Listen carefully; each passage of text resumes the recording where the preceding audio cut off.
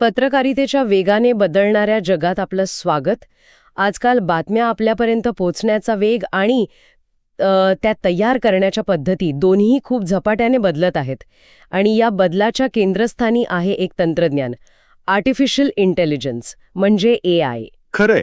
आणि गंमत म्हणजे काही वर्षांपूर्वीपर्यंत ही चर्चा फक्त मोठ्या आंतरराष्ट्रीय माध्यम संस्थांमध्ये किंवा तंत्रज्ञानाच्या जगातच व्हायची. हो, अगदी. पण आता हे लोण की नाही आपल्या घरापर्यंत पोचलंय, अगदी स्थानिक पातळीवरच्या पत्रकारितेपर्यंत. अगदी बरोबर.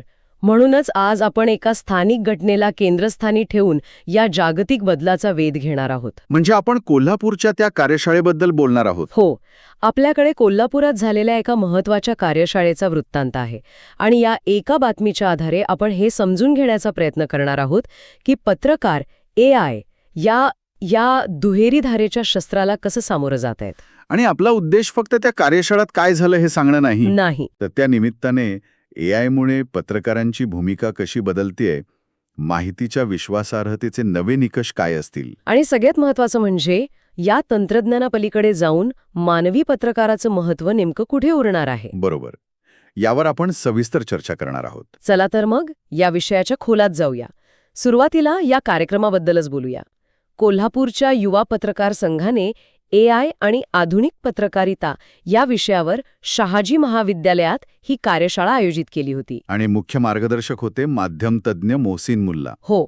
यात मला सगळ्यात आधी जी गोष्ट महत्वाची वाटते ती म्हणजे हा पुढाकार युवा पत्रकार संघाने घेतलाय. अच्छा. या एकाच गोष्टीचे अनेक अर्थ निघतात.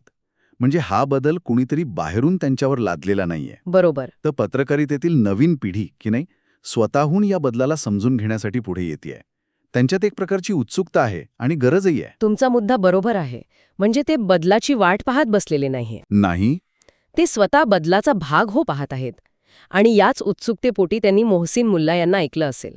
हो, ज्यांनी या तंत्रज्ञानाची दुसरी अधिक गुंतागुंतीची बाजू मांडली, संधी आणि आव्हान. अगदी. आणि त्यांनी यावर फक्त सैद्धांतिक भाषण दिलं नाहीये विशेष. हो, वृत्तांतात तसं म्हटलंय. त्यांनी लेखनापासून ते व्हिडिओ एडिटिंगपर्यंत AIचा प्रभावी वापर कसा करावा याचं प्रात्यक्षिकी दिलं. म्हणजे बघा, जेव्हा आपण लेखनासाठी AI म्हणतो तेव्हा आपण GPT-4 सारख्या मॉडेल्सबद्दल बोलत असतो. अच्छा.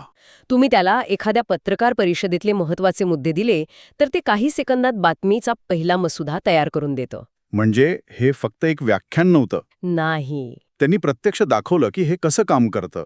मला वाटते यामुळेच तिथल्या पत्रकारांना या विषयाचं गांभीर्य आणि त्याची उपयुक्तता खऱ्या अर्थाने समजली असेल. निश्चितच. कामाचा वेग किती वाढू शकतो हे त्यांना तेव्हाच कळालं असेल. आणि हीच ती संधी आहे, नाही का? हो, हीच ती संधी आहे. विचार करा, जे काम करायला पूर्वी काही तास लागायचे ते आता काही मिनिटात होऊ शकतं. उदाहरणार्थ, मोठ्या रिपोर्टमधल्या डेटाचं विश्लेषण करणं, लांबचक मुलाखतींचे शब्दांकन म्हणजेच ट्रान्स्क्रिप्शन करणं, किंवा अगदी रोजच्या सामान्य बातम्यांचा पहिला मसुदा तयार करणं. आणि कोल्हापुरात ही चर्चा होते हे खूप चांगलं आहे. पण याच वेळी आपण पाहिलं तर असोसिएटेड प्रेस सारख्या मोठ्या आंतरराष्ट्रीय संस्था अनेक वर्षांपासून AI वापरत आहेत. अच्छा, कशासाठी? कंपन्यांच्या तिमाही निकालांच्या बातम्या लिहिण्यासाठी. तर हे तंत्रज्ञान नवीन नाही, पण ते आता स्थानिक पातळीवर उपलब्ध झालंय, ही यातली महत्वाची गोष्ट आहे. पण एक मिनिट, आपण म्हणतोय की कामाचा वेग वाढणार. हो. पण दुसऱ्या बाजूने विचार केला तर, म्हणजे जर AI बातमीचा मसुदा, मथळा आणि फोटो सगळंच तयार करत असेल तर मग माध्यम संस्थांना कमी पत्रकारांची गरज नाही का भासणार? यामुळे नोकऱ्यांवर गदा येण्याची भीती ती खरी नाही का? हा एक मोठा चिंतेचा विषय असू शकतो. तुमचा प्रश्न अगदी योग्य आणि स्वाभाविक आहे. ही भीती अनेकांच्या मनात आहे. पण याकडे पाहण्याचा एक वेगळा दृष्टिकोन आहे. तो कोणता? AI बातमीचा मसुदा तयार करू शकतो, पण बातमी तयार करू शकत नाही. यात काय फरक आहे? मला आठवते, मी एकदा एका AI टूलला महाराष्ट्रातील दुष्काळावर एक लेख लिहायला सांगितला होता. त्याने आकडेवारी उत्तम दिली. पाण्याची पातळी, पर्जन्यमान सगळं अचूक होतं.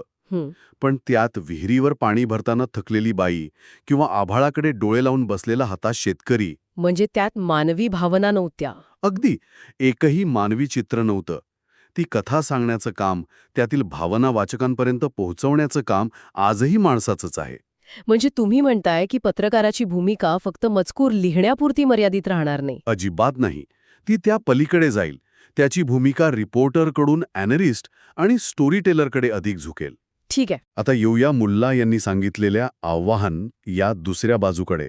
आणि हे आव्हान संधीपेक्षा खूप मोठं आणि गुंतागुंतीचं आहे. मला वाटतं हे आव्हान फेक न्यूज किंवा खोट्या माहितीशी संबंधित असणार. हो, पण ते आपल्याला वाटतं त्यापेक्षाही जास्त धोकादायक आहे. साधा फॅक्ट चेकिंग हा त्याचा एक भाग झाला. मग खरं आव्हान काय आहे? मला वाटतं खरं आव्हान त्याहून सूक्ष्म आहे. विचार करा, एआयने तयार केलेल्या बातमीत दिलेली सर्व तथ्य आणि आकडेवारी बरोबर असू शकते. पण त्या तथ्यांची निवड आणि मांडणी एका विशिष्ट दृष्टिकोनातून केली असेल तर म्हणजे बातमी तांत्रिकदृष्ट्या खरी असूनही दिशाभूल करणारी असू शकते. अगदी बरोबर. हा अल्गोरिदमिक बायस ओळखणं ही पत्रकाराची खरी कसोटी असेल. हे खूपच गंभीर आहे. म्हणजे बातमी खोटी नाही, पण ती सत्य पूर्णपणे मांडत नाही. आणि इथेच डीपफेक सारख्या तंत्रज्ञानाचा धोकाही येतो, नाही का? नेमका तोच मुद्दा. आतापर्यंत आपण मजकुराबद्दल बोलत होतो, पण डीपफेकमुळे तर व्हिडिओ आणि ऑडिओ सुद्धा विश्वासार्ह राहिलेले नाहीत. हो, हे तर आपण पाहतच आहोत. एखादा राजकीय नेत्यांचा किंवा अधिकाऱ्याचा खोटा व्हिडिओ तयार करून तो काही मिनिटांत व्हायरल केला जाऊ शकतो.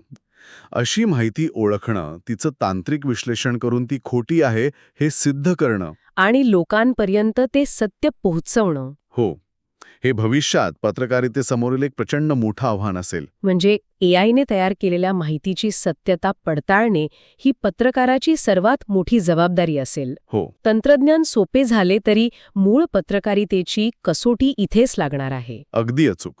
हीच ती सीमारेषा आहे जी एका सामान्य कॉन्टेंट क्रिएटरला एका जबाबदार पत्रकारापासून वेगळं करते. बरोबर. आणि एआयच्या युगात ही सीमारेषा अधिकच गडद आणि महत्वाची होणार आहे.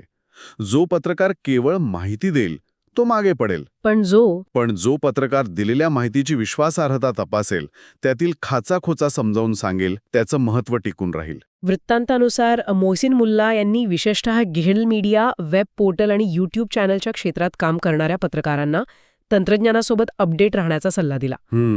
या विशिष्ट माध्यमांचाच उल्लेख करण्यामागे काही विशेष कारण असावं का? हो, नक्कीच. कारण ही माध्यमं मुळातच खूप गतिमान आहेत. पारंपरिक मुद्रित माध्यमांपेक्षा इथे बातम्या क्षणाक्षणाला बदलतात, अपडेट होतात. वेळेचं बंधन खूप मोठं असतं. हो, आणि ब्रेकिंग न्यूजची संस्कृती याच माध्यमांमध्ये सर्वाधिक दिसून येते. बातमी सर्वात आधी देण्याची एक तीव्र स्पर्धा असते. आणि याच स्पर्धेत टिकून राहण्यासाठी त्यांना एआय सारख्या साधनांची गरज इतरांपेक्षा जास्त भासणार आहे. बरोबर.